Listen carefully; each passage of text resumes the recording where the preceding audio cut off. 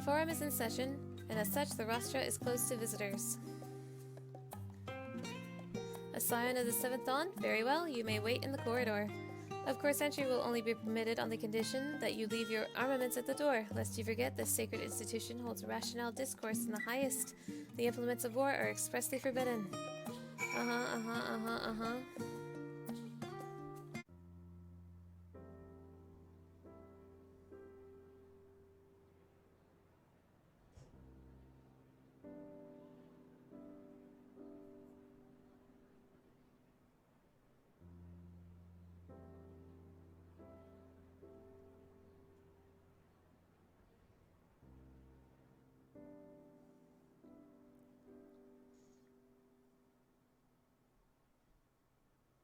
There is a matter I wish to raise with you before we enter. We are here to listen and to learn. But if the forum's plans are more or less what I expect, then I should like to make a proposal that will serve our ends. By your leave, of course. Of course, Alphino. Do what you want. I don't see why not. Your words and wits have gotten us this far. Agreed. I will present our queries so that you may consider the most advantageous way to advance your proposal without distraction. Thank you, everyone. If I may have your attention, the ad hoc session will now commence. The purpose of today's assembly is to brief the scions of the 7th Dawn at their request on the Great Exodus. You may enter.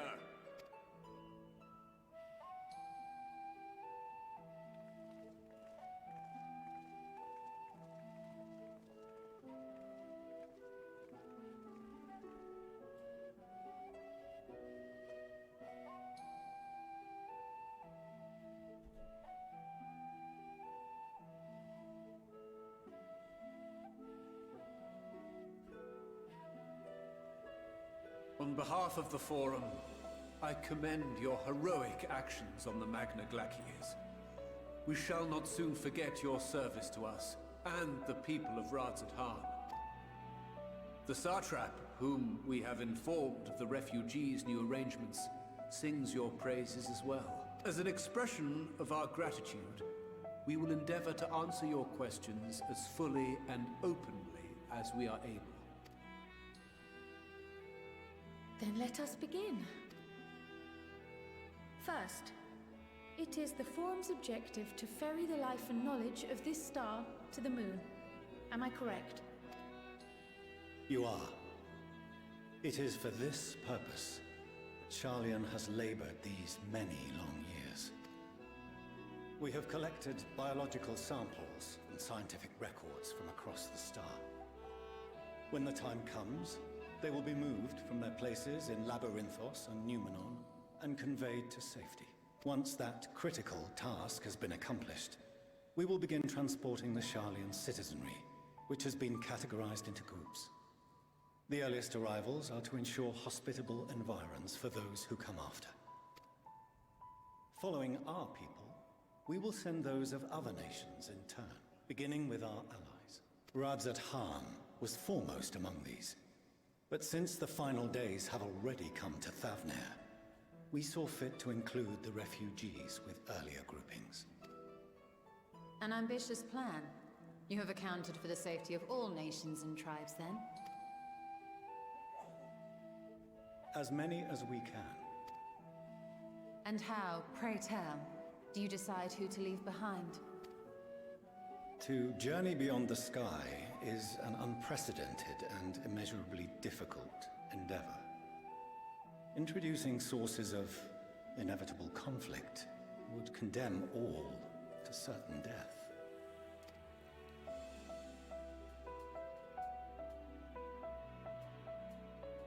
Questions as to the validity of that approach aside, are your plans proceeding apace? We're under the impression that your primary means of celestial transportation is incomplete.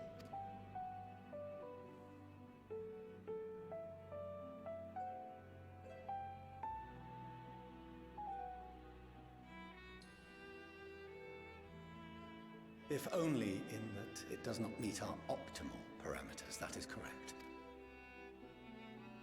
This Ark, as some have taken to calling it, is fully operational and could be launched even today. However, the final days have progressed more quickly than we anticipated.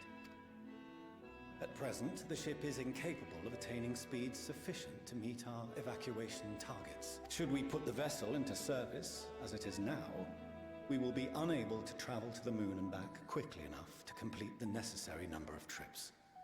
Precious lives and knowledge will be lost. Seven hells. Is there anything to be done? The ether burner, the primary means of propulsion once the craft is in the space between stars, is undergoing testing to determine whether it can be made more efficient. Though cargo is being loaded for the initial phase of the Exodus, we are prepared to continue our experimentation up to the day before launch, should it prove necessary.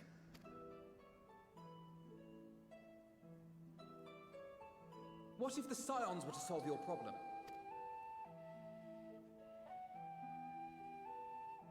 We shall help devise a means to improve the ether burner's efficiency, on 2 conditions. If we succeed, you must allow us to meet with Hydaelyn.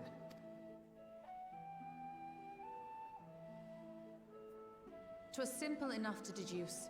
You have a Concord, and so you would never have abandoned the anti-tower had you no other means of communication. One far more convenient, I suspect.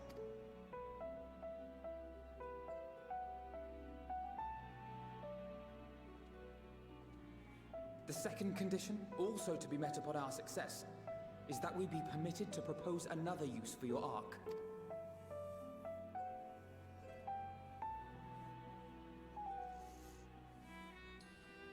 We would be at liberty to refuse this proposal. Of course. If we cannot prove its merit to the 99 here, who are we to stake on it the lives of all peoples of this star?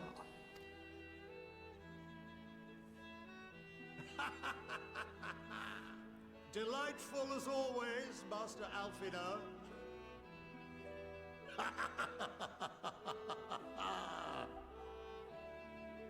Oh, we couldn't have asked for a finer plan. Allow us to solve this complex engineering problem of which we were entirely unaware until moments ago. What could possibly go wrong? The satire writes itself.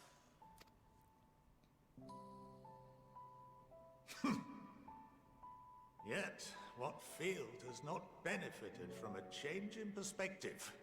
When we are at wit's end, what we need is not the same dry theories recited ad nauseam, but fresh inspiration.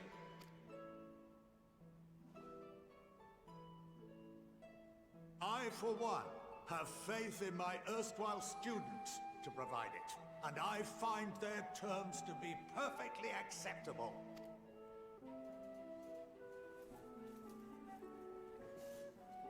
Order! Order! We have no time to waste on debate. I call a vote. All in favor of agreeing to the Scion's terms?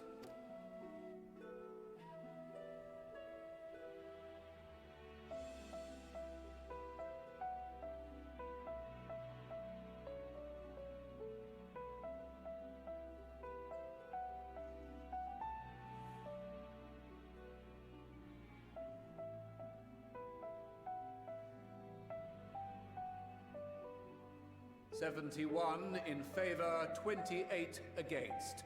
The ayes have it. Fortuneau, as the architect of this project, you are the best candidate to show them its current state. And bear in mind that regardless of your personal misgivings, this is the will of the Forum.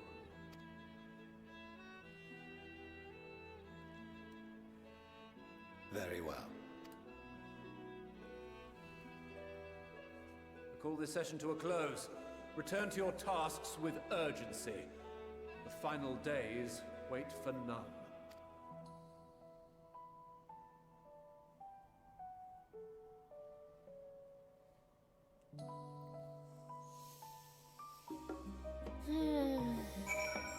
I don't get him. I don't get Alphino and Alice's dad. I don't understand this character.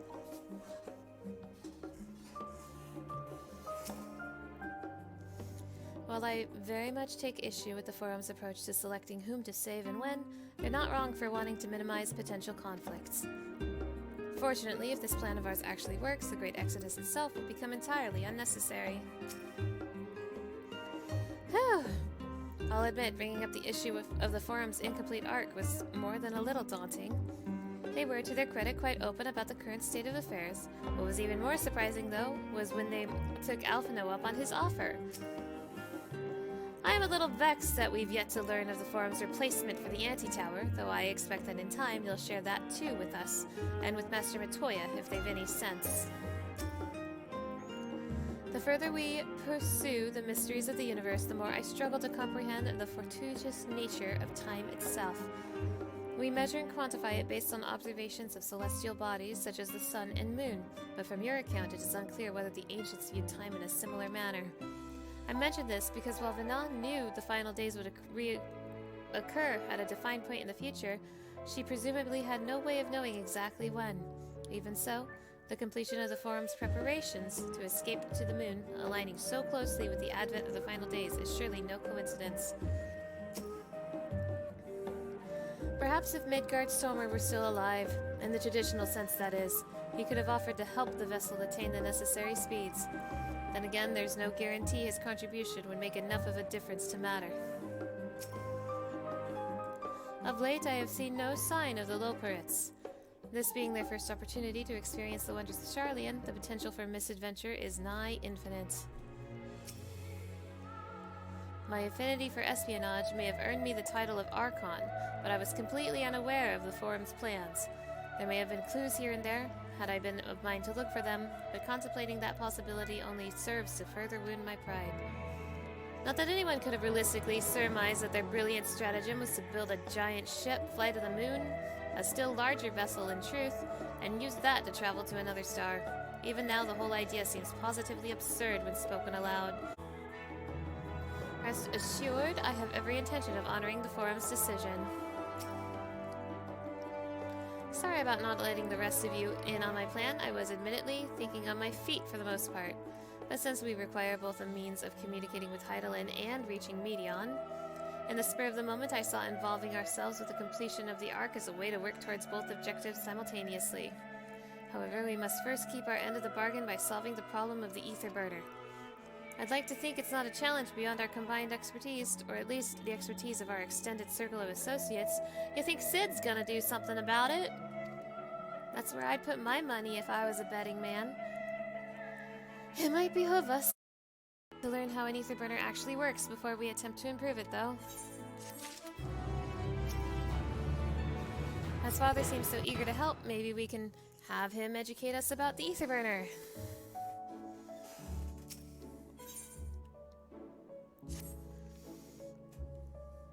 As instructed, I shall take you to see the ether burner. Meet me outside the Archaeon. I trust you can make your own way there. So the Ark is being built in Labyrinthos. Hardly surprising. Where else could they conceal such a massive undertaking?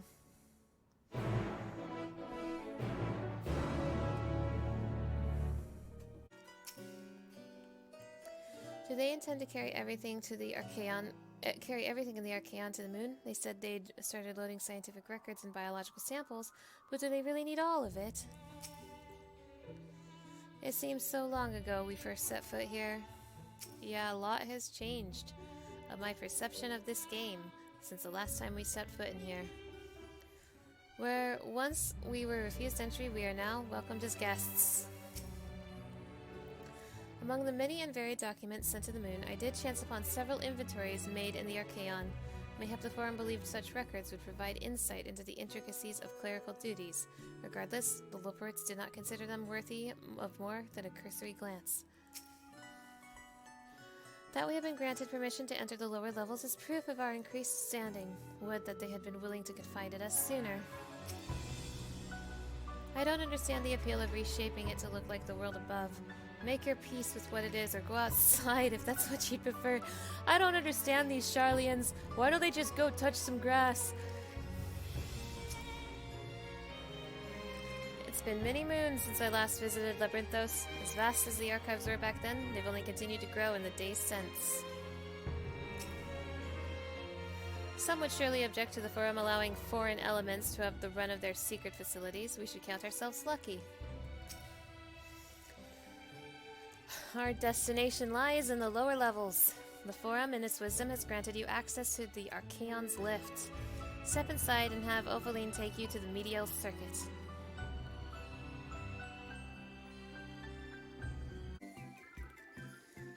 I have sent your associates ahead to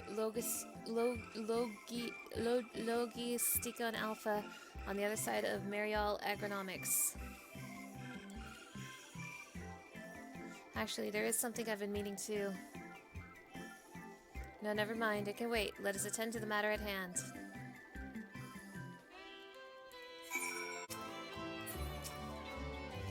Oh, there you are. Having words with Master Fortuno by any chance? Knowing the Forum, even the people working down here are probably kept in the dark about the true purpose of this place. On our journey here, I was filled with an inexplicable sense of elation to see vegetables other than carrots being cultivated. Why, it near brought a tear to mine eye. The fields we passed along the way brought back memories of Ferndale. Unfortunately, we were never blessed with such abundant crops. Oh. We must be close to the central circuit, which is where Sharlayan's greatest secrets are held, if the tomes I perused told the whole story. The further underground we go, the more surprises we find. I wonder what this place is actually for.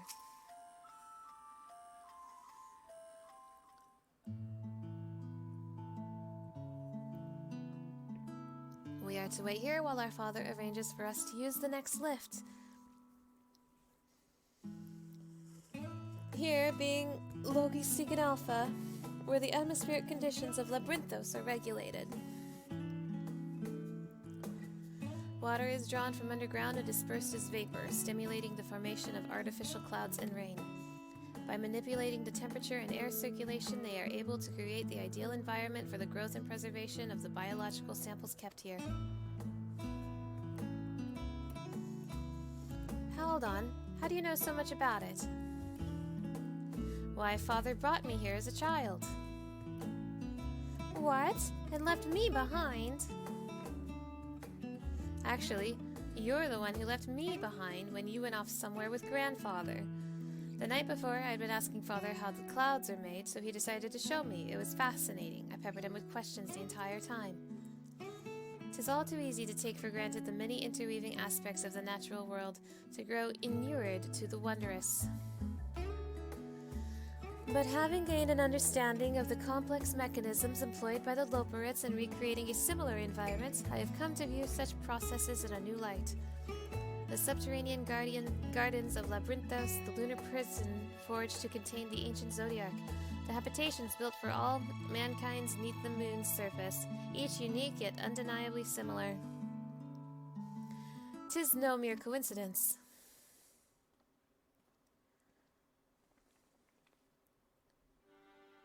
Ever since Heidelin unfolded to us the grim fate that awaits Aetheris, every essential resource we could spare has been delivered to Labyrinthos in preparation for the great exodus. But that is not all. It's also a testing ground for the technologies that will allow us to settle on distant stars. Though the Loperites have endeavored to make the moon inhabitable, that is not our final destination. Mankind must learn to propagate life where there is none, to thrive where all is barren. Alas, time is not on our side. I have arranged for you all to enter the central circuit. It is there that most of our preparations for the great exodus are carried out, the construction of the Ark among them. Though our plans have been made public, access remains highly restricted. You, however, will not be subject to said restrictions and will have free rein to come and go as you please. Such was the will of the Forum, after all. We will prove ourselves worthy of their trust, your trust.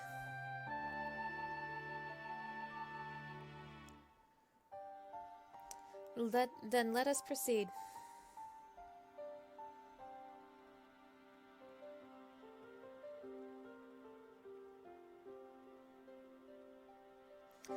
Why did he disown his kids, though? What was the point of that? I don't get it. Like, he still wants to save them, so what did he think disowning them would do? I thought he disowned them to keep them away from Sharlayan, but that was like nothing. I don't know anything anymore. Like, the last piece of hope I'm grasping onto is maybe the twins will grow up, but like, I want to see the twins grown up at the end of this story, but like, boy. I'm hoping, but I'm not confident it will happen.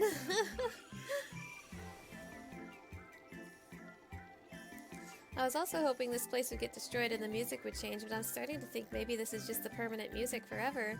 Isn't that great? This is it, the central circuit. We might finally have the chance to communicate directly with Heidelin, provided we somehow manage to succeed where Sharlayan's finest engineers have failed. Still, it won't hurt to have a look. The sooner we can look at this ether burner of theirs, the sooner we can start working on how to improve it.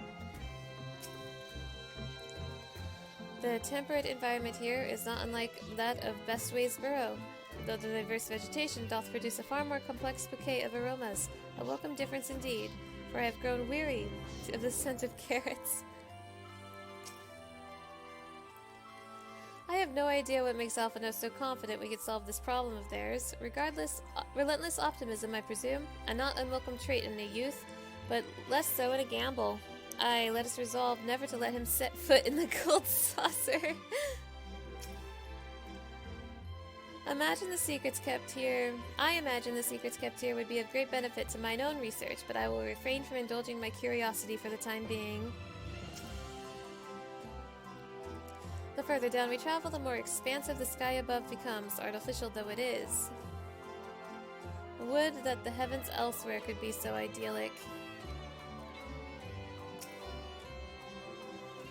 Please tell me we're almost there, or is there another underground level we have to reach? The even more central circuit, perhaps?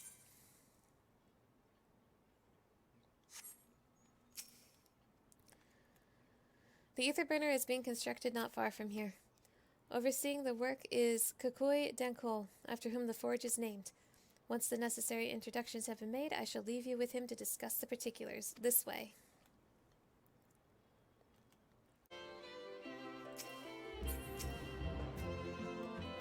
He looks lost in thought, although it seems he's hit something of a stumbling block.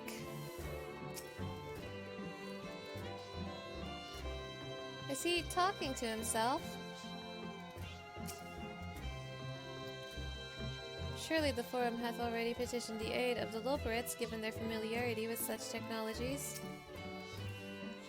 For a closely guarded secret, you can see practically everything from outside, even with the magical barriers surrounding it. I was expecting the Sky Skill Manufactory, but instead I find the village smithy. While many of the facilities within the central circuit seem to be visible from the upper levels, the more secretive work must be carried out behind closed doors.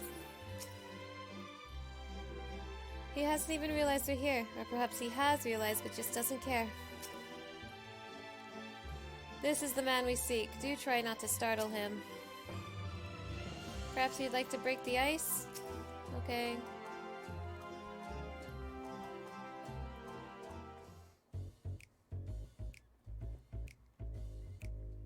I could swap them out. No, been there, done that. Damn near lost me eyebrows. Think, Coco, think! We'd be well on our way to paradise. Visionaries patting themselves on the backs for their grand accomplishments if you'd only think!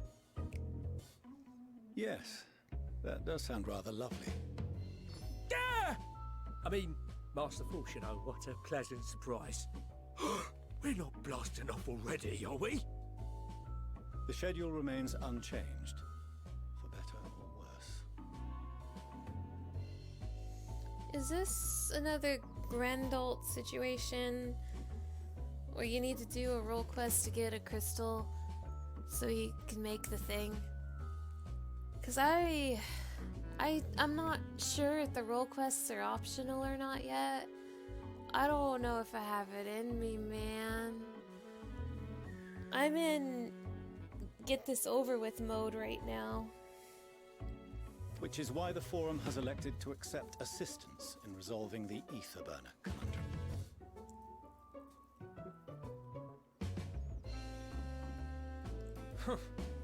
Not seen you lot down here before. There are Archons among their number, but engineering is not their expertise. Nevertheless, the Forum concedes the slim possibility that they may have insights to offer. If not, you are at liberty to return them to the surface, by whatever means you see fit. I assure you that won't be necessary. Now, about your troubles with the ether burner. Aye, aye, I'll walk you through it. Suppose I could do with a change of pace. As the name ought to tell you, the ether burner burns ether, ambient or otherwise, and transforms it into motive force. Think of it like a giant bomb that never stops exploding. Even out in that black void where the ether's right sparse, it's strong enough to move our arc. And it probably won't kill you like an actual bomb. But it ain't perfect. According to my calculations, to travel to the moon and back fast enough for the Forum's liking, the conversion rate needs to be 6% more efficient. A measly 6%, you say? But if I could have squeezed even another 0.6 out of it, don't you think I'd have built it that way in the first place? Hast thou consulted with the Loperids? Yes, they too are conducting their own research, for lack of a ready answer. The moon's propulsion systems are considerable, naturally, yet they are commensurately massive. It is no easy feat to convert their technology into an efficient means of propulsion for a teeny tiny toy boat, as they say, and as I most certainly do not. Yes, exactly! Damn it all, I asked for refined adamantite and they send me uppity rabbits with inscrutable, ancient, incompatible technology! You're trying to drive me mad! Do you speak of Allegan refined adamantite, perchance? You know of it? Is it in Corvos? Only in the most general terms, I'm afraid. 'Twas an alloy of Allegan make, but the secrets of its production were closely guarded. Closely guarded in Corvos, am I right, my man? As I recall, the record stated it was vital to Dalamud's construction and launch. Aye, that's the stuff. No material more conductive far as I know. Slotting some ends like blowing up a dam and watching the river of ether come rushing through. Ain't a living soul that knows how to make it though. Except We were in fortunate enough to Corvus. salvage some for the ether burner, just a wee bit, mind, from a chunk of Dalamud that came hurtling into the Northern Empty during the calamity. With more, well, that extra 6% efficiency would be child's play. It's a crying shame that we've no other sources. Oh, it's a crying shame we don't have access to Corvus. If only we could go there. Surely the many shards of Dalamud scattered throughout Eorzea would suffice. Why not get the refined adamantite from them? Oh, we tried, believe you me. But only a few specialised pieces would have had any in them to begin with. Drive calls from Ragnarok-class internment hulks. Those are the prize bits we really need. According to the Gleaners, getting to them means delving deep into the shards. But the defences are still very operational and very eager to blow them up.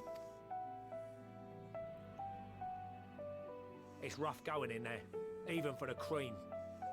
Not sure they'd make it out alive. Weren't we near that part of the Ragnarok when we went to destroy Bahamut?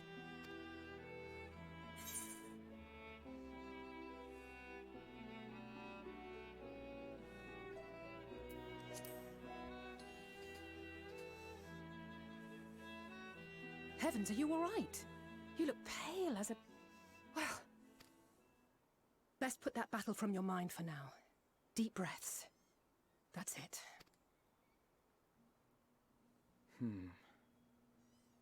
There are multiple internment hulks in Eorzea alone, so handling this ourselves may not be the most efficient option.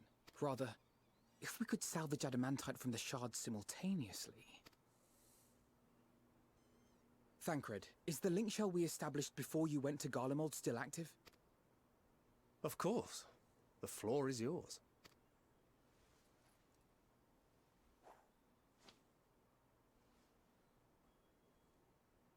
What's all this? Gathering firewood, so to speak. We alone can accomplish little, but joined by others, we may yet build a bonfire to carry us heavenward. Okay. You can say that, Alphino. You're allowed. This is Alphino. The Scions have need of you. Sid, yeah? Understood. I will contact the Lord Commander and dispatch our finest at once. Or Lucia, sure. My sisters are somewhat preoccupied with the final days, so I will lead the 12-Wood expedition myself. Or everybody. Are you aware of any other sources of refined adamantite? Corvos? Corvos, say it. Logically, such an invaluable alloy would have been utilized solely where absolutely necessary, in components intended to conduct or collect surpassing amounts of ether. Any extant instrumentation or devices would have likely found their way into the hands of etherologists or enthusiasts.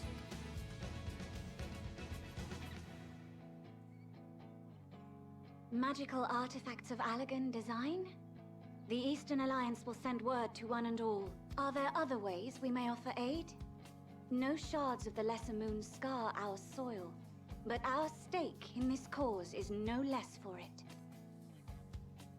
Is there anything in Othard that might be of use to you?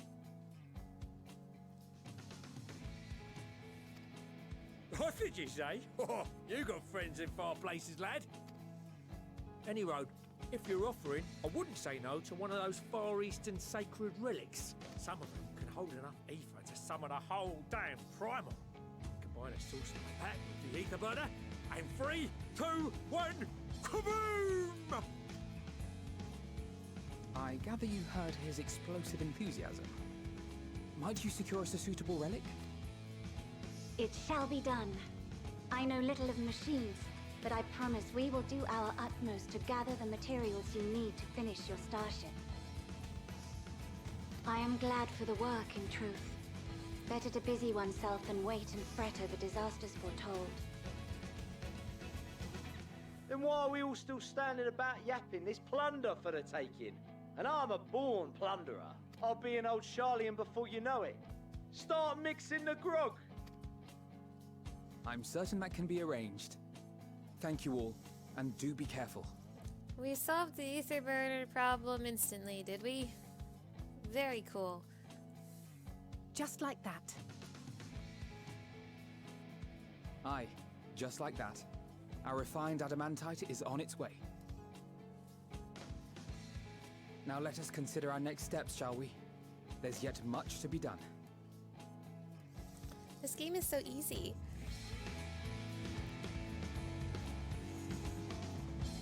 We're never going to Corvos, though. I've accepted my fate. Corvos would be a pretty strange final map anyway. But nonetheless, I just want to meet Growl's family. That's the only reason I care.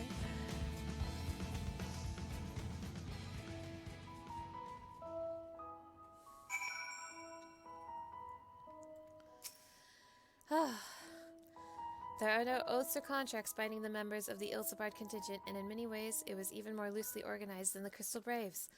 Nevertheless, I knew none would refuse this call to arms. Truly, we have been blessed with trustworthy and dependable allies. First the Telephoroy, and now the final days. No one can accuse the Ilsabard contingent of backing down from a challenge. Of course, they weren't all so committed to the cause when we first set out, but after seeing the example set by you, Alphino, and the others, the change was palpable. They couldn't help but believe. Considering how much of a fuss he made at the time, I don't see why he takes every opportunity to bring it up. It was just firewood. I'm confident that even the deadliest of Alec defense mechanisms are no match for our allies. At this rate, some of them might soon have as many accomplishments to their names as a certain warrior of light. Time and time again, it seems that Allagan's something or other are either the cause or the solution to our problems.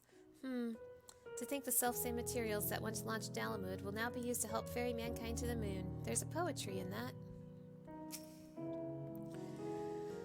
What serendipitous irony that the remnants of the Seventh Umbral Calamity would become the keys to mankind's salvation. Never more certain have I been that Master Louis Soir watcheth over us from the ethereal sea. The Bahamut is long gone, the internment hulks are far from safe. It could be much worse, of course. They won't have to fight their way past Mericidian dragons, nor is there any danger of the Elder Primal might be summoned again. Even so, I dare say, there are still a fair few Allagan creations and contraptions remaining to bar our friends way. I only hope that Grandfather watches over them.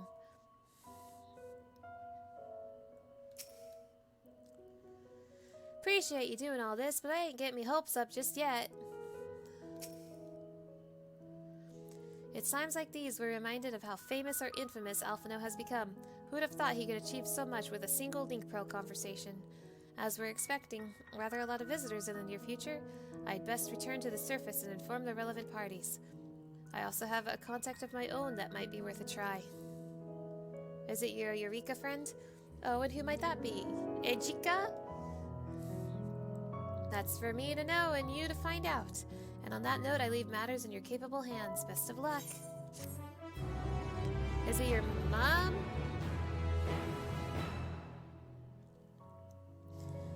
Meanwhile, in the imperial city of Garlemald. Oh, damn.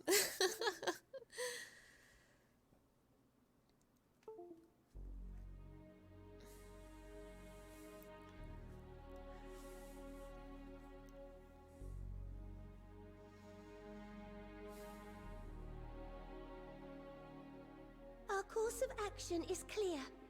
We must harvest refined adamantite from the shards of Dalamud and procure arcane relics of Allagan make. Summon the best and brightest of our immortal flames and form an expeditionary party at once. Call upon the Sultan Sworn and Brass Blades for support as you must. Papashan, send word to the guilds.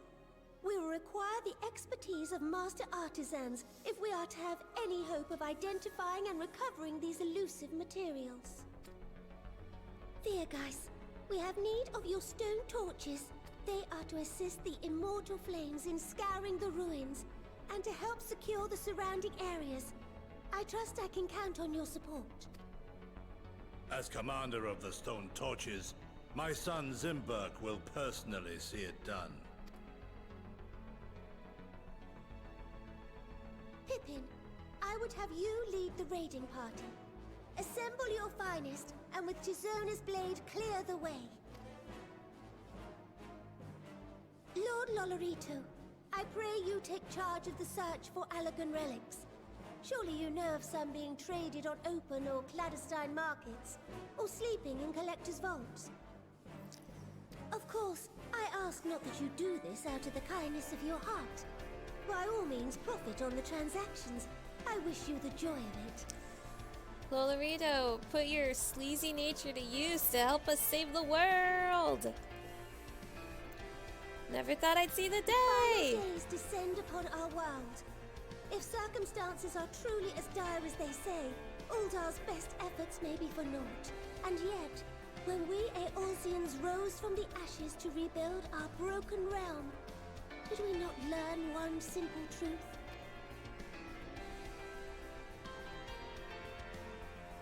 That which seems all but impossible to overcome alone may yet be possible if we stand together. It was the Scions who united us then, and it is the Scions who call upon us now. Uldar will answer that call.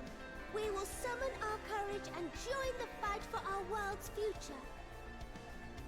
You know your duties. I, Nanamo Ulnamo, 17th in the line of Ul, bid you good luck and Godspeed.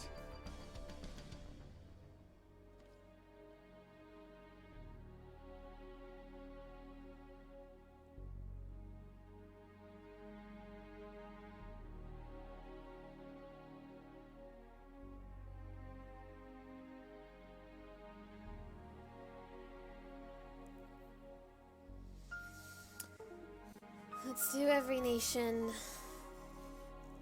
I want every nation to give me a speech. Every single one.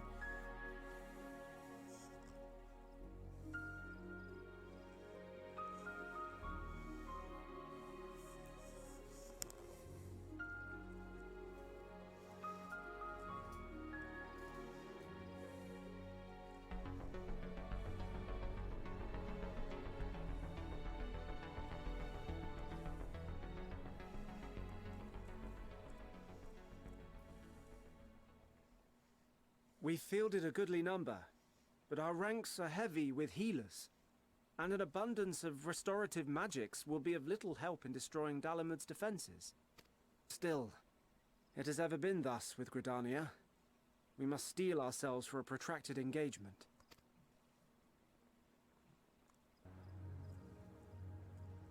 In that case, might I suggest taking us along?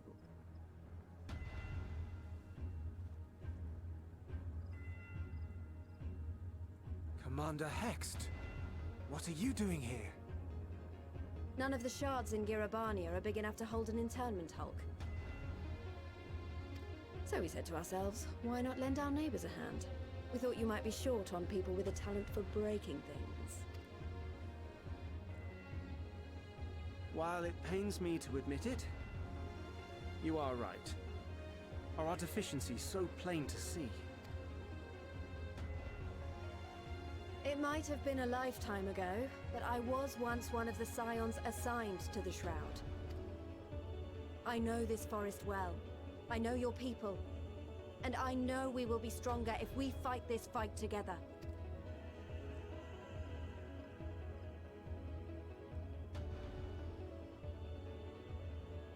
Then I will impose upon you with a clear conscience.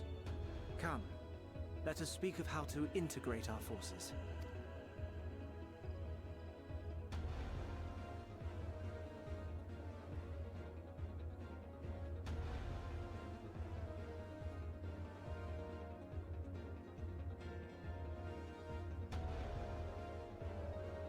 I won't let it all be for nothing. I promise you, Papalimo.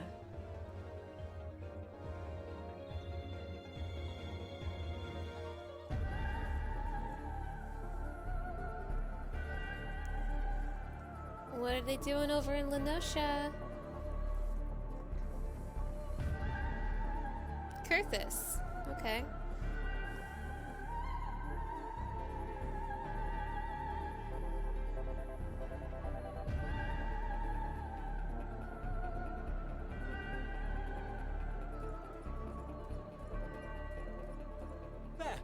There you are. No. Oh We've no time god. to waste, brother. Everyone has already...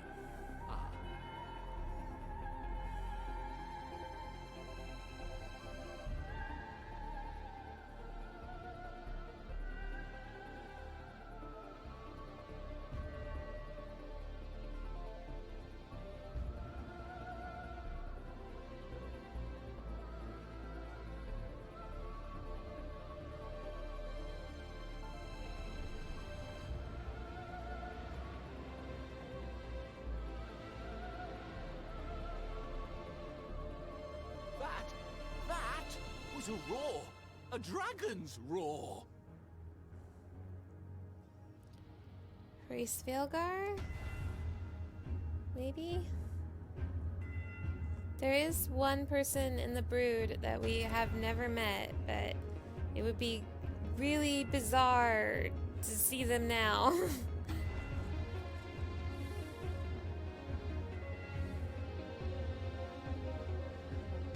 Everyone is here!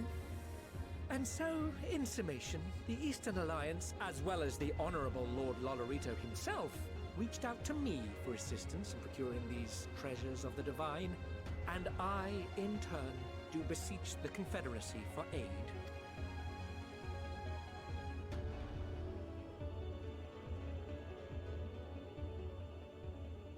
Hmm? Is that... Hancock? What a surprise this is. And a fortuitous one at that. I have a favor to ask, you see. Wait. Really? Oh, man.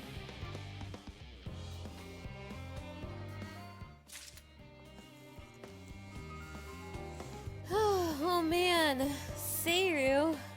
The four lords are getting on this.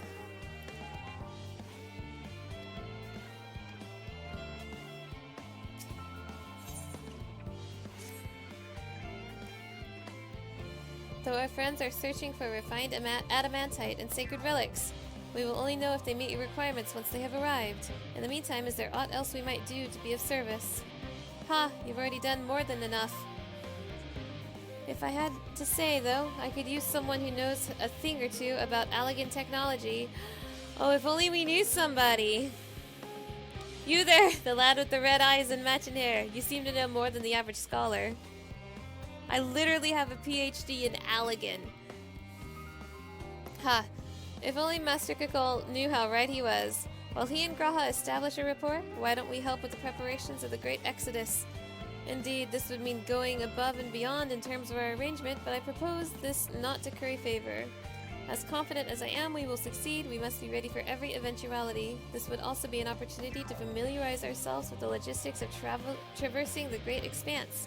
And if nothing else, it beats twiddling our thumbs while we wait for the adamantite.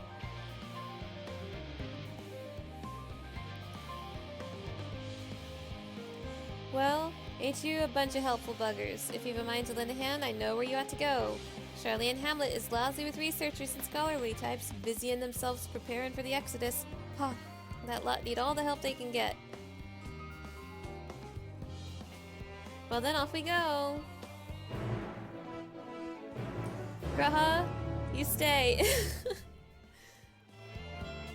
I shall endeavor to provide Master Kukul with whatever information he should require. Graha has one character trait, and it's elegant. Maybe I seem a little hypocritical for, like, praising Shadowbringers for having all of the people you met working together at the end to achieve a common goal, and praising it for being so good. And don't get me wrong, having all of the world working together for this common goal is pretty good. Everyone you've worked with throughout all the expansions. I'm just so burned out on the story right now. Nothing matters. What a quaint little settlement this is. A shame it is hidden underground. I don't mind a bit of heavy lifting, but I draw the line at paperwork. So much as wave a sheaf of documents at me and I'll put my lance through it. As surprised as I was to learn the Forum plan to send everyone to the moon, I can't imagine how the common folk must feel about it. Do my senses deceive me? In the shadow of yon corner? One can but hope this leadeth not to mischievous undertakings. Is there a loperate over there? In order to protect the secrets of the Central Circuit, the researchers must navigate a bewildering maze of paperwork before they are permitted to return to the surface. I suppose it's no different than any other aspect of Sharlayan society. We do love our bureaucracy. It's very much a mirror of the city above, which is perhaps how it came to be called Sharlayan Hamlet. From what I can tell, a lot of people actually live down here. I don't know how much help we can offer, but I dare say they'll benefit from some of that fresh inspiration Scholark Monteshane mentioned. Let's start by asking around, ideally without getting in anyone's way. Let's meet by the Aetheryte once our work is done.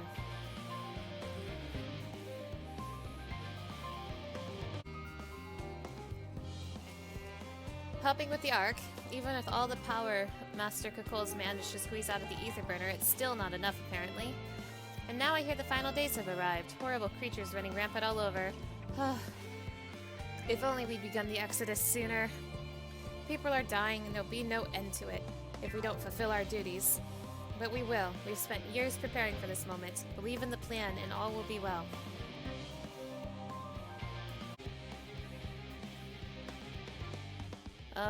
Hello, are you one of the new helpers? Working on the ether burner? Oh dear, I hear things have come to a standstill on that front. Even so, I choose that over my current duties, checking and loading samples day in and day out. It's tiring, thankless work. Still, no one will be cross if I misplace a few legumes or what have you. The forum's got enough on their plate as it is. What with deciding who gets to board the Ark and when, a lot of powerful people have opinions about that. My heart goes out to Master Fortuno and the others. Hardly gets a moment's rest, I expect. Do they even have time to sleep? Sleep? What's that, am I right? Offering to help, that's very kind, but I should be able to organize the rest of the documents myself. It's mostly lists of things we'll need once we arrive on the moon, and then whichever star we choose as our new home. My duties largely concern the maintenance of living conditions, so I'll be a lot busier after we depart. I hear that our lunar collaborators have come down to assist in our efforts. I'm looking forward to finally meeting them in person after having communicated them in such a limited capacity thus far. To be perfectly honest, I have not even the slightest idea what they look like. I do hope they're not enormous looming giants. Why, I would much prefer something small and fluffy, like that beheaded rabbit that ran by.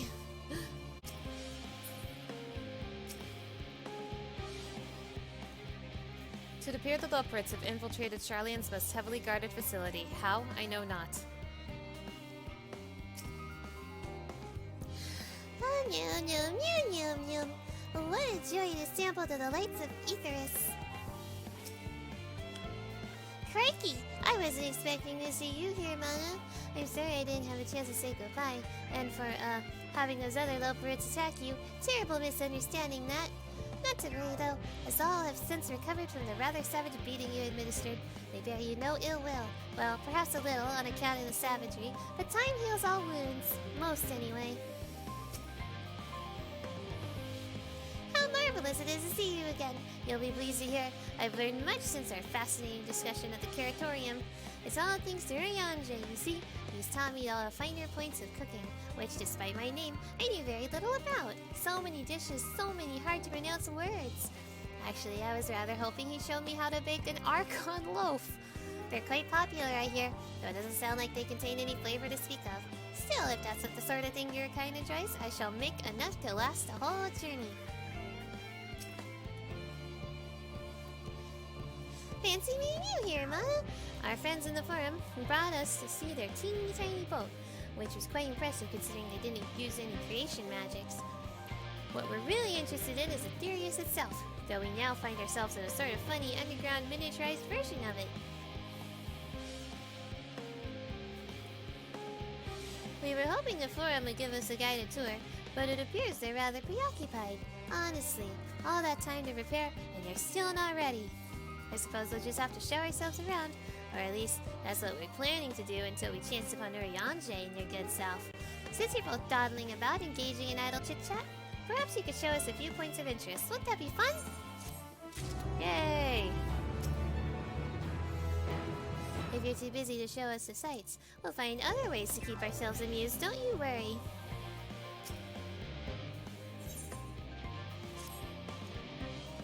A tour of Labyrinthos? An unexpected yet prudent suggestion.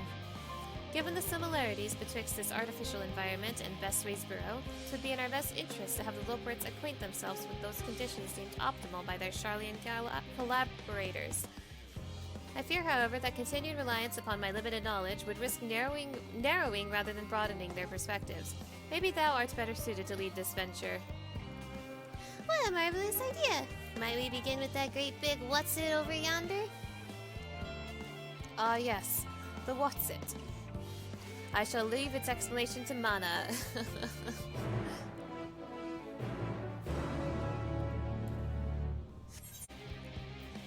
My word, what magnificent architecture! Such immaculate curvature. I'll have to make several adjustments to my work if I'm to match this degree of craftsmanship. I shall leave no corner unrounded. This is all very intriguing, I'm sure. But where are the food preparation stations? What's your word for it? Kitchens? That reminds me, Puddingway, our newly appointed Chief of Pudding Research, a discipline he himself founded after sampling Ryanje's delights, has gone in search for Aetheris' ultimate sweet treat. Well, provided it's a pudding, as that's all he ever talks about these days. Have you seen him? That sounds like a series of side quests that will take me forever to do. Considering Singing Way and Growing Way's specialties, I expect them to pay full attention to your explanations, which I am sure they will be most informative. Goodness me! To build something so large without creation magics is positively stupendous. Perhaps you could direct our attention to its most important features? The Loperit's technical expertise doth far outstrip our own. We would be wise to allow them to form their own conclusions as to the function of the various apparatus, rather than offer uninformed superstitions of our own. Unless, that is, unbeknownst to me, thou art possessed of surpassing knowledge concerning the construction and operation of advanced Sharlayan what's-its?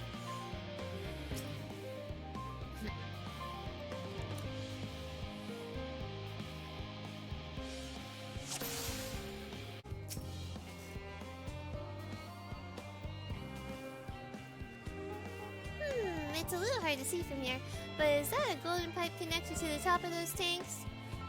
And I can see through that window another pipe at the bottom. Ah, this must be for purifying water drawn from below.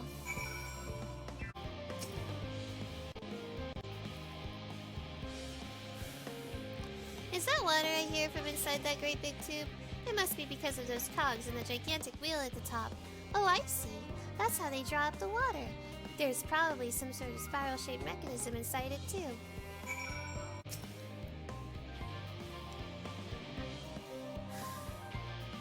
That looks like the trees in the greatest Endsvale. Hold on, that's a bit of a strange shape. It's thin at the bottom, but big and round at the top. Quite tall for something so unbalanced, too. Now it makes sense.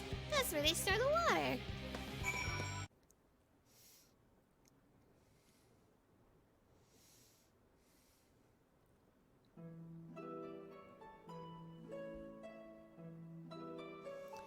Well, if I were to hazard a guess, the water drawn from underground, presumably with some other mechanism, is purified here and stored in that tower before being distributed elsewhere. I'm right, aren't I? I knew it. A design brilliant in its simplicity. I dare say it would take only a moment to install in even the harshest environments, for us Loperits, that is. Indeed, securing a reliable source of water is of the utmost importance for any fledgling settlement. We have read, however, that peoples of Etheria sometimes make their homes in arid deserts and such. How are they able to survive?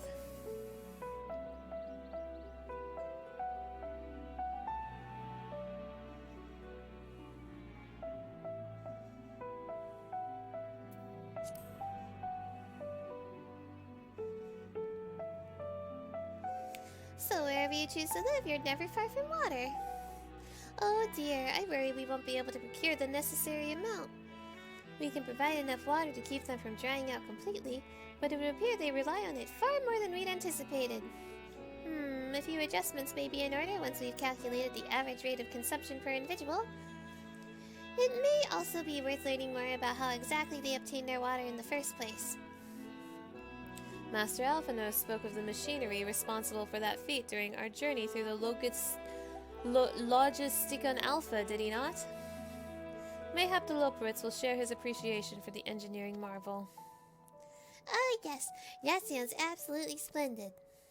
We must journey beyond the sanctuary of Sharlayan Hamlet. I shall lead the way. You mean we'll have to brave the untamed wilderness? A valid concern indeed. We cannot help but notice the many dangerous-looking creatures with big, nasty teeth lurking beyond the safe confines of this settlement. Were we not escorted here by burly custodians, I dread to think what would have become of us. Regrettably, to many a hungry predator with the aforementioned big, nasty teeth, Loperits may appear to be a potential and rather appetizing source of sustenance. Might I impose upon thee to assist in securing safe passage to Logisticon Alpha? Logisticon Alpha? For my part, I shall act as an escort to Living Way and Cooking Way. I entrust Singing Way and Growing Way to thy care.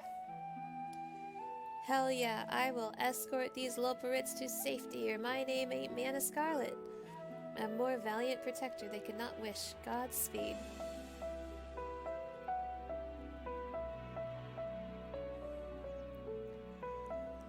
If it's all the same to you, I'd rather not be eaten by some horrid beastie. Come along, Growing Way. To the water extraction, what's it?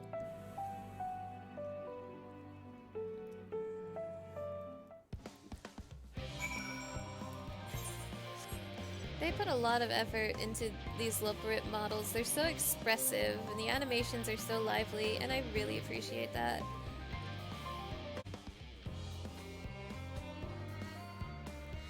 I have a feeling the way forward is not as clear as we'd like. Could you go and take a look? Perhaps you could tell the local species are not nearly as delicious as we might appear?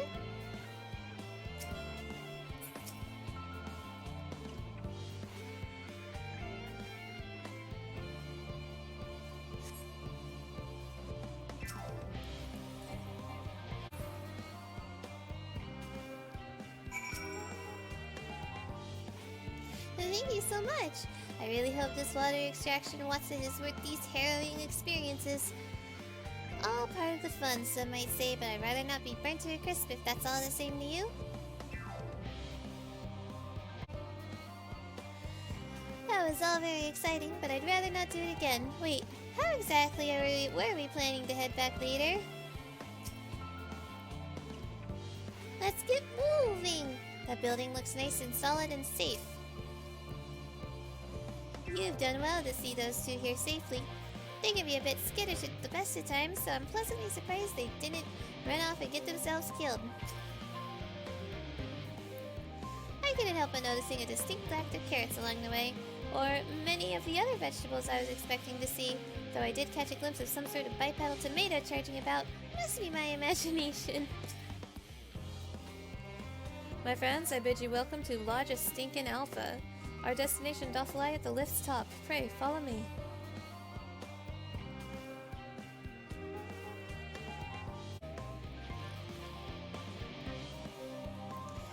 Forgive me for asking, but are we any closer to the kitchens? Come to think of it, why am I even here? Atmospheric manipulators are hardly my area of expertise. That was terrifying, but at least the scenery was more pleasant than what's name Garlemald. As a first impression of Therius, it was far from favorable. Anyway, onwards and upwards, quite literally as is the case here. As I understand, places like Labyrinthos are the exception rather than the rule. You don't all build enormous underground living spaces like this, surely. On this occasion, 'twould behoove us to seek the counsel of those qualified to describe the workings of the apparatus. They may also be in possession of schematics or other useful documentation, should the Loporites request them. As the forum's esteemed guest, 'tis unlikely that he would be refused, yet thou knowest as well as I the changeable dispositions of Sharlayan bureaucrats. Marvelous, simply marvelous. So this is where the magic, or science rather, takes place. The perfect environment to sustain life, artificially created. The knowledge we'll gain here will be essential when we start looking for new stars for your kind to inhabit. Apparently, most of them don't even have air for you to breathe. You're all very lucky that Aetherius just so happens to provide everything you need to thrive. Or did mankind turn out the way they are because of the available resources, I wonder? Either way, it's nothing short of miraculous, and I cannot wait to see more of it. I should like to study this primitive, yet nevertheless intriguing contraption a while longer, if I may. That the Sharlayans were able to build something of this complexity with their limited knowledge and resources is most impressive. This is all very wonderful, I'm sure, but I was rather hoping to learn more about your nourishment provisions facilities. In other words, where is the food? I believe both the knowledge and consumables you seek may be found at Mariel Agronomics. As I imagine, seemingly the others intend to study every conceivable facet of this apparatus, wouldst thou be so kind to escort our visiting culinarian? Yes, that sounds much more interesting. Hopefully I'll be able to see firsthand some of the delicacies Ariange was telling me about. Even his incredibly vivid, if a bit too verbose descriptions cannot compare this to the sampling them myself. Not to mention Aetherius will soon be no more, so I must learn all I can while there is still time. Let us brook no further delay.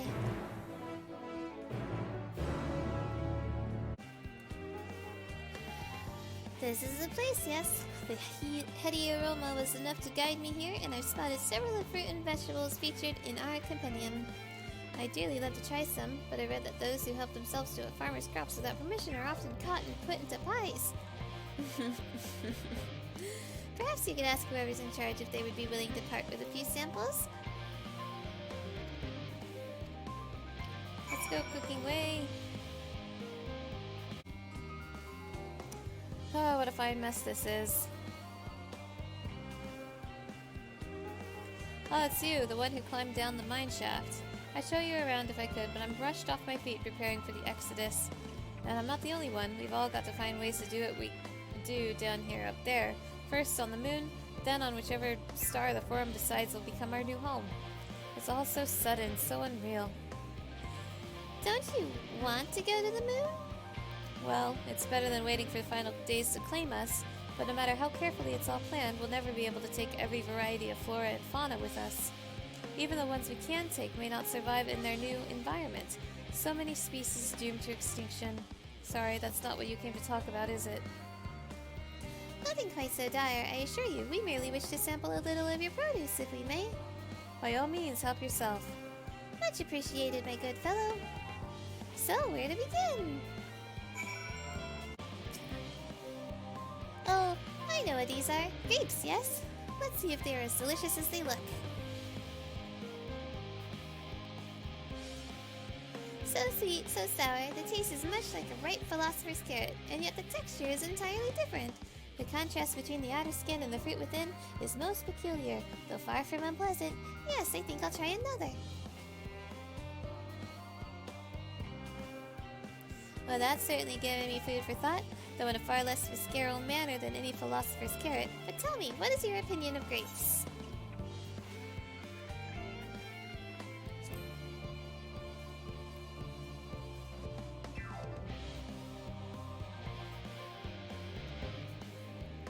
Yes, they are rather moorish, aren't they? And from what I've read, quite versatile too. Something about people stepping on them to make intoxicating beverages, as I recall. Anyway, that's enough about grapes for the time being. On to the next treat. Orange by name, orange by nature. What came first, the fruit or the color? Who cares? Let's eat. It's the fruit, by the way. The fruit came first.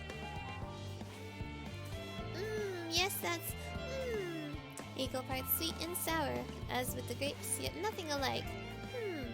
I have much to consult Oriange about expanding my vocabulary. I simply cannot find the words to describe it. Much to think about. Perhaps what I'm looking for is bitter. This is all very complicated, you know. So many flavors, so many choices, and each individual with their own personal preference. Now I see why you all turned your noses up at the idea of eating nothing but carrots. Marvelous though they still are in my estimation, let no one say I said otherwise. Ah, but speaking of carrots, I've yet to sample any of the vegetables. Let's see what's in that field over there. That color, that texture. Are they some sort of enormous round carrots? They're gourds. No, in any case, proper nomenclature is less of a concern than the taste. Blech. It's so hard and flavorless, I may as well be chewing on a piece of wood. That all but confirms it. These are nothing more than misbegotten failures masquerading as goodly carrots. Stop, stop, stop. Can't you see these are pumpkins? And no one with any sense would try eating them raw. You're supposed to cook them first. Do you not find it an awful bother? Far from it. Cooking is a joy unto itself. And what's more, it broadens the range of ingredients that we may safely eat. But above all else, cooking allows us to draw out the full potential of our produce. Pumpkin stew has been one of my favorite dishes for as long as I can remember. Then perhaps even these hard blocks of plant matter can become as delicious as the orange I sampled. I wonder though, if there is anything even more delicious. No, I wonder though if there's anything even more delicious. How about that yellow fruit over yonder? Is it a banana? Oh, it's lemon. What a wonderful fragrance. With luck, it'll have a flavor to match. And I've no idea how these are eaten. I'll just bite into it. My tongue, is this poison?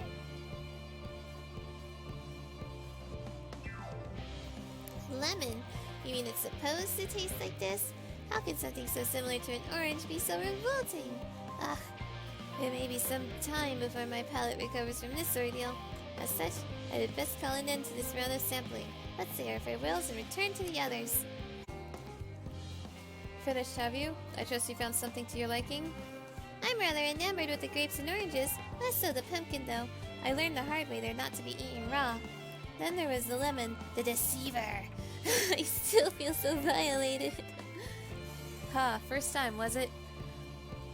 I'd hate for you to leave with a bad taste in your mouth. In more ways than one, so I'll give you this lemon muffin I baked. If this doesn't change your opinion, nothing will. More lemon? Have I not suffered enough? Nevertheless, it would be remiss of me to spurn this opportunity to... Oof, a bit of sick came up there. Learn more of your inscrutable ways. Very well, Lemon Muffin, do your worst.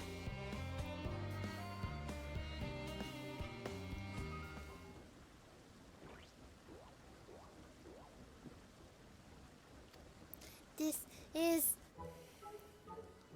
delicious! Although I still detect a hint of lemon, it complements the sweetness of the dough to create perfect harmony. I never would have guessed its vile bitterness could be utilized so elegantly, my good chap. This is simply breathtaking. See, we rarely use lemon in its natural state, but it has a starring role in all sorts of recipes, and the same is true for many other ingredients. It comes down to making the most of the resources at our disposal, and sometimes that can even be the difference between life and death. I know we won't be able to take every species with us. No doubt the Forum agonized over what was worth preserving, and what will be co-signed to history. Hard choices, but make them we must if we're to survive. Such strength of will. Now I know a Hydaelyn season your kind.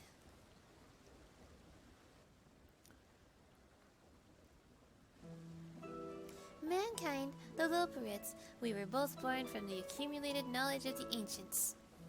They learned all there is to learn about the nature of sentient life and the fates of the stars themselves.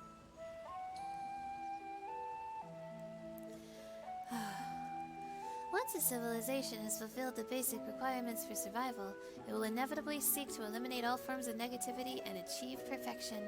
And therein lies its folly and its downfall. For perfection is an unattainable ideal. 'Tis the paradox of the immaculate carrot. Yet civilizations since time immemorial have deemed the pursuit of perfection as progress. They pay no heed to the costs incurred in their futile quests, and all too often become the architects of their own demise, their dreams forever unfulfilled. What then is the alternative? The answer lies in knowing that our existence can never be perfect. To be content with that, we have to make the most of it.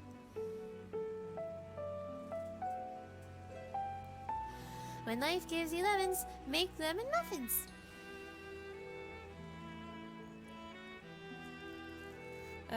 Pardon my Eorzean, but what in the seven hells are you on about? And who are you, anyway?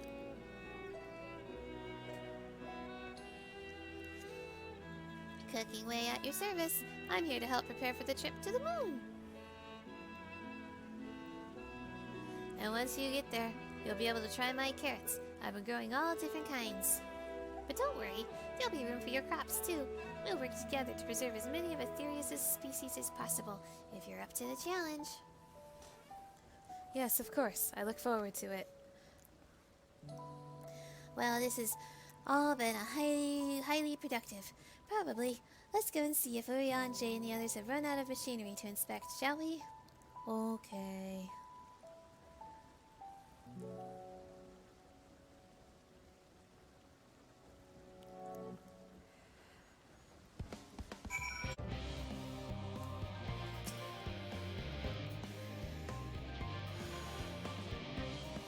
Where have you and Cooking Way been?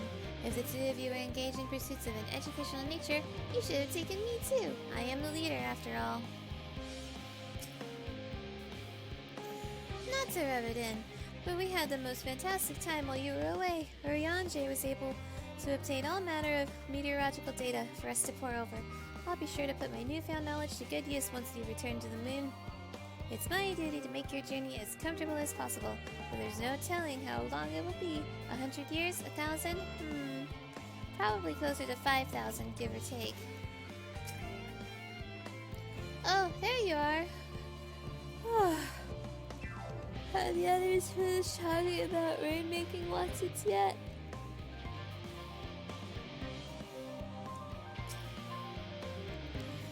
That was most enlightening, especially the part with the lemon muffin. Actually, I was wondering, do you know any other place famed for their cuisine?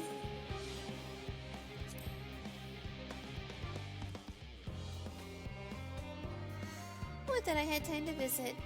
The more I learn about Aetherius, the more I wish we could spare it from the final days. Alas, Heidelin's orders are to flee, not to resist. If only there was some other way. By cooking Wade's broad grin, I assume your excursion was a roaring success.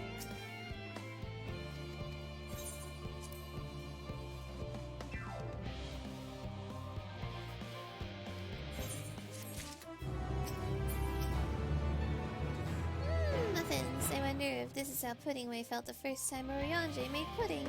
Though I'm not sure that it actually was pudding, come to think of it. Something about it seemed off.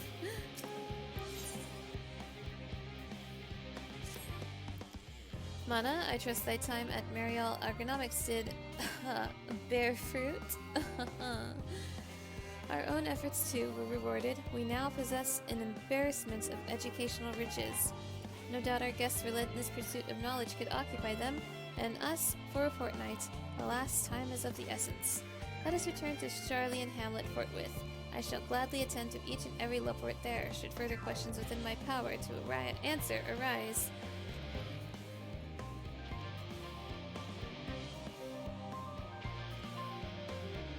Aww.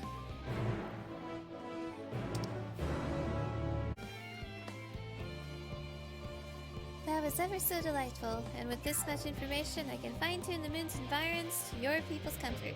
It's surprisingly tricky to estimate the appropriate temperature settings for being so lacking in fur. Why did I not ask Jebki how to make carrot muffins? We could have had the baked goods bursting with happiness. Oh no! There was nowhere in particular I was hoping to go. I simply wish to see, hear, feel, and think as much as I possibly can while we're here. What does that look for? What did I say? The Loporits want for activities and stimulation, but I struggle to conceive of how to busy them whilst we wait.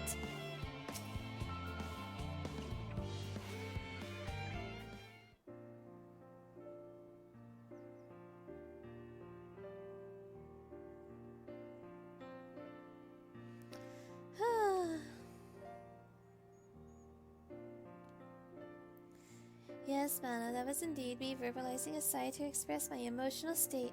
Do you want to know why? Because I saw the reconstructed environmental data for Aetherius at Logi Stinkin' Alpha, that's why. A forest so lovely and so leafy. Are all your forests like that?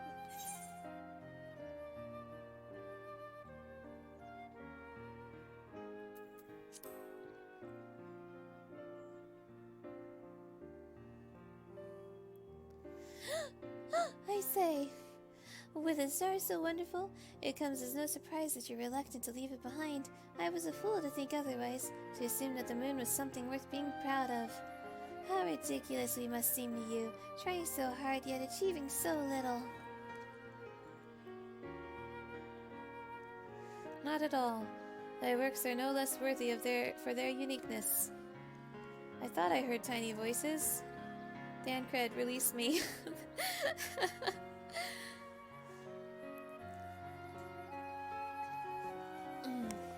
How didst thou fare? Oh, I was able to glean a fair bit from their researchers while helping to move their cargo. Preparations have proceeded without interruption here, despite news of the coming end. We have the forum's leadership to thank for that. That doesn't mean the people aren't worried, though. Quite the opposite. Knowing disaster could strike at any moment, they hurry to complete their work, equally aware that a single error could be the difference between life and death, and we can hardly tell them there's no cause for concern. Perhaps not, though aided by our goodly growing way, we may yet find the other ways to lighten their burdens. Me be of use to people? I'm honored that you would think me so capable, but I'm not sure I'm up for the challenge. Nevertheless, I believe in thee. If you say so, I suppose it can't hurt to try. I passed someone moping in the western plaza that looked to be in need of a helping paw. Perhaps you might start with him.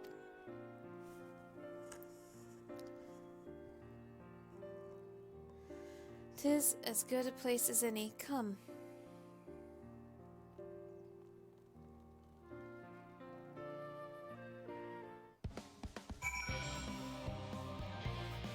Bunnies.